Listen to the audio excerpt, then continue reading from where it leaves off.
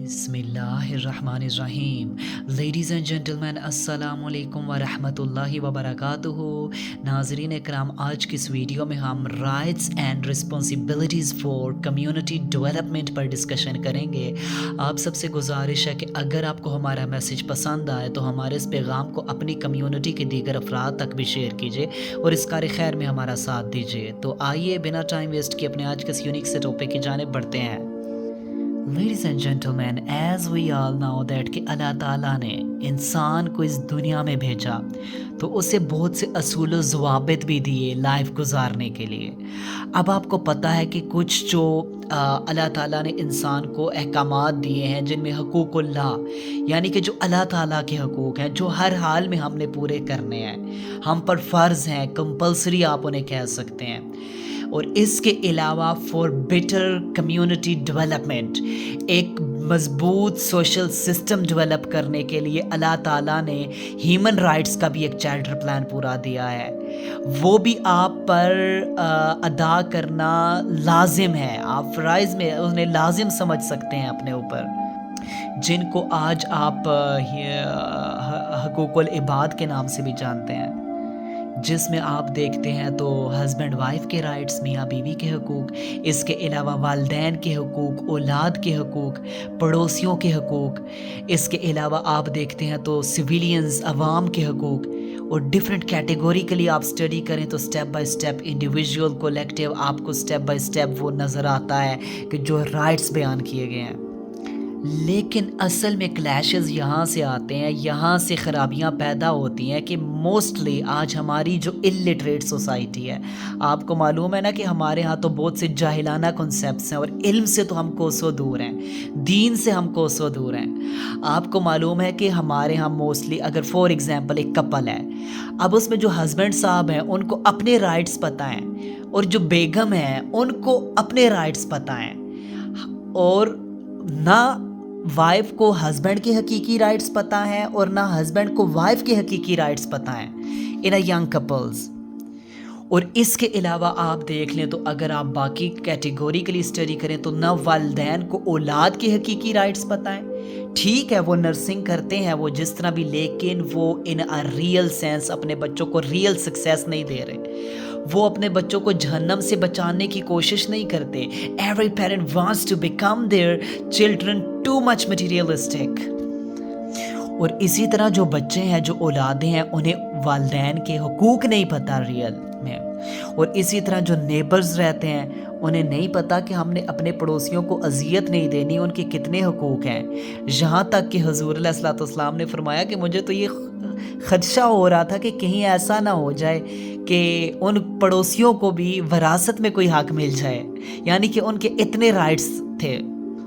और इसके अलावा आप देख लें तो ना हमारी हुकूमतों को सिविलियंस के, अवाम के असल हकूक़ पता हैं, तो लिहाजा हर जगह हर शख्स को अपने हकूक़ पता हैं, लेकिन दूसरों के हकूक़ हमें किसी को नहीं पता।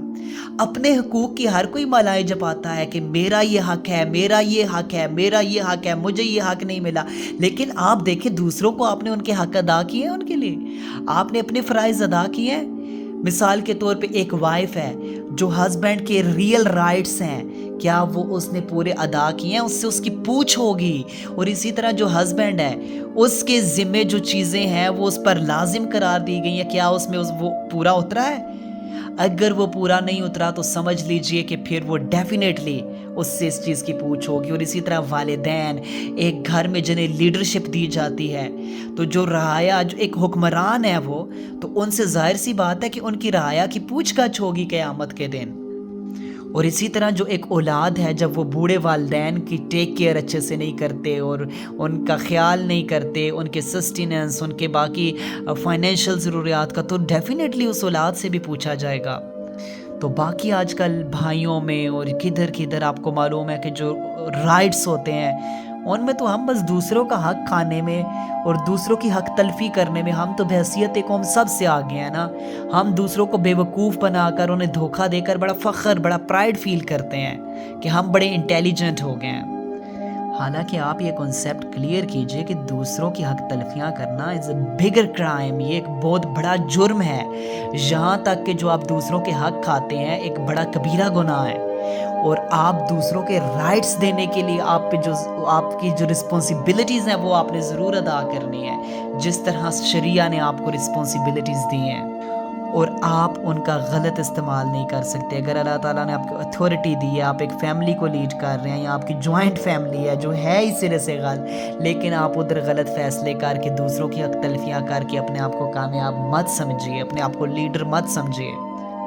اور اللہ تعالیٰ فرما رہے ہیں کہ بے شک سورہ یاسین میں اللہ تعالیٰ فرماتے ہیں کہ تم جو کرتے ہو نا، آج تم کہتے ہو کہ ہم نے تو دوسروں کو دھوکہ دے دیا، چلو اسے پتہ نہیں چلا، تم اپنے آپ کو انٹیلیجنٹ سمجھتے ہو، تم جو ظاہر کرتے ہو، جو پوشیدہ کرتے ہو، ہر چیز ہم رائٹ کر رہے ہیں، ہمارے یہاں ہر چیز نوٹ کی جا رہی ہے، تمہارا ایک ایک ڈیڈ، سنگل ڈیڈ ہمارے یہاں نوٹ کیا جا رہا ہے، اسے رائٹ کیا جا رہا ہے، اور پھر دی ڈے آف ججمنٹ آئے گا جب تمہارے سارے کے ساری چیزیں تمہارے سامنے، یہاں تک کہ کوئی چھوٹی سی کرپشن بھی تم نے کی تھی نا، کوئی رائی کے دانے کے برابر بھی، تو وہ بھی تمہارے آگے پیش کر دی جائے گی، اور پھر ندامت کے سوا کچھ نہیں ہوگا۔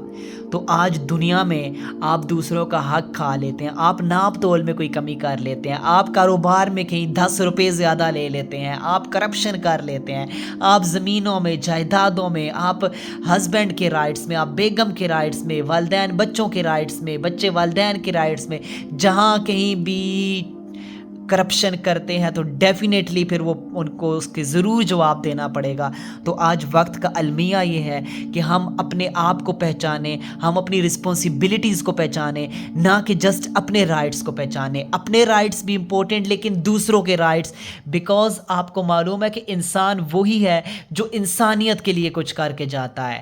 تو جب ہم اوورآل ہیومن رائٹس کے چارٹر پلان کو نہیں سمجھ سکتے، اگر ہم صرف اپنے آپ کو ہی سب کچھ سمجھیں، اور اس سے پھر آپ کو معلوم ہے کہ ایک جو جانور بھی ہوتا ہے وہ بھی اپنے لیے اور اپنے بچوں کے لیے جی کر چلا جاتا ہے، لیکن ایک گریٹ انسان وہی ہوتا ہے کہ جو قوموں کے لیے آئی تھنک ایک پوزیٹیو رول پلے کرتا ہے، جو اپنے معاشرے کے لیے پوزیٹیو رول پلے کرتا ہے، اور وہی ہمیشہ لوگوں کے دلوں میں زندہ رہتا ہے۔